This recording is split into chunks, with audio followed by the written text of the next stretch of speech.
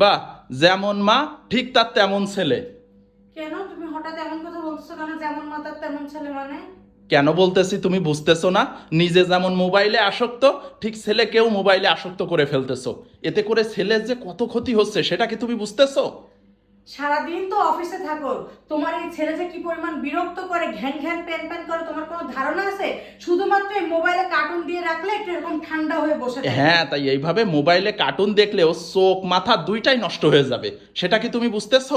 এখন এই চার দেয়ালে ঘরের ভিতরে বন্দি থেকে এছাড়া আর কি করবো বলো তো? আমিও তো আর সারাদিন এত বিরক্ত সহ্য করতে পারি না, আমার তো অন্যান্য কাজ থাকে।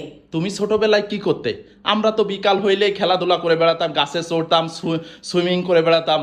তোমরা কি করতে, মনে নাই এগুলা? আহা, এখন এই শহরের বাড়িতে বিল্ডিং এর পরে বিল্ডিং, না আছে পুকুর, না আছে গাছ, আর না আছে মাঠ যে বাচ্চাকে খেলাধুলা করতে নিয়ে যাব আর হচ্ছে সাঁতার শিখাবো।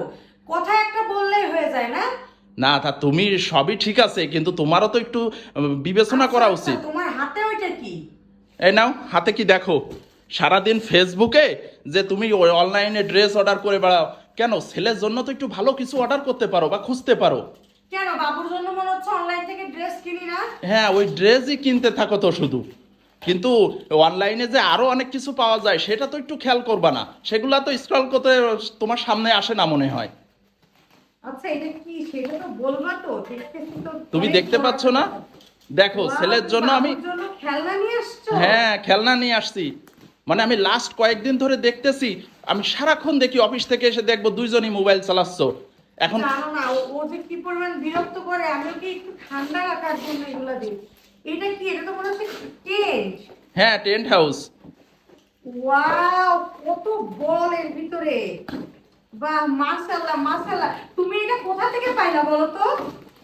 তোমার সামনে তো এগুলো আসবে, এগুলো আমি বাবুই সব ফেসবুক পেজ থেকে অর্ডার করছি। মা, বিশ্বাস করো আমার সামনে এই জিনিসগুলো কিন্তু কখনো আসে নাই। তা তো আসবে না তোমার ওয়াও, সামনে। তোমার ছেলে যে আজকে কি খুশি হবে! একদম সেট করে দাও। আমি তো সেট করতে পারতেছি না। খুলে ফেলো, খুলে ফেলো। ও, দেখো, মাশাআল্লাহ মাশাআল্লাহ, ঢুকে পড়ো বাবা এর ভিতরে। বলগুলো ওর ভিতরে দিয়ে দাও। দেখো কত বল! ওয়াও, এগুলো ওর ভিতরে দিয়ে দিতে হবে, তার আমি কোথায় সব দিয়ে দিচ্ছি। আচ্ছা, কিন্তু এইটা কি? খুলেই তো দেখো ওইটা কি। আচ্ছা, তুমি আমার উপর অনেক খেপে গেছো না ওকে আমি যে মোবাইল দিই বলে? তাই এগুলা তো আসলে মানে বাচ্চার জন্য কতটা ক্ষতিকর সেটা তো তুমি বুঝতেছো না। দেখো এর ভিতরে তো অনেক বল দেখছি। হ্যাঁ, সুইমিং হ্যাঁ পুল! Swimming pool. আল্লাহ, তুমি ছেলের জন্য কত কিছু অর্ডার করছো! জীবনে তো আমার জন্য কোনো কিছু অর্ডার করতে হ্যাঁ, পারবে না এখন তো তোকে। তোমার জন্য তো অর্ডার করতে গেলে অনলাইন থেকে ওই যে কি ড্রেস গহনা এগুলা ছাড়া তোমার আর কি বা লাগবে, কিন্তু ছেলের যে কি জিনিসটা লাগবে সেটা তো তোমার বুঝতে আচ্ছা, হবে। বাবা হই বা মা হই, দুজনে মিলে বাচ্চাকে, এখন তুমি এগুলো খেয়াল করছো, আমি খেয়াল করি নাই তো হচ্ছে এরকম ভাবে এগুলা বলতেছো কেন? এগুলা তোমার খেয়াল করা উচিত ছিল, কেন জানো? কারণ সারাটা দিন তুমি ফেসবুকে ঢুকে থাকো, কিন্তু আমার তো অন্যান্য কাজ আছে। দেখো সুইমিং পুল, এখন এইটাই যে পাম্পার দিয়ে পাম্প দিয়ে ফুলায় ভিতরে পানি দিলে পুরো ঘরের ভিতরে সুইমিং পুল হয়ে সুইমিং যাচ্ছে। পুল হয়ে যাবে। সত্যি তুমি যে আমার ছেলের কথা চিন্তা করে এত সুন্দর জিনিস আনবে আমি জীবনেও কল্পনা করতে পারিনি। বাবা, তুমি খুশি হয়েছো? যাক, দেখো, মাশাআল্লাহ, আমার ছেলে খুশি তো আমি খুশি। দেখো তোমার ছেলেটা সামান্য কিছু গিফটে কত খুশি হয়েছে, আর তুমি সারাদিন মোবাইল দিয়ে পড়ে থাকো। আসলে আমার অনেক বড় ভুল হয়েছে।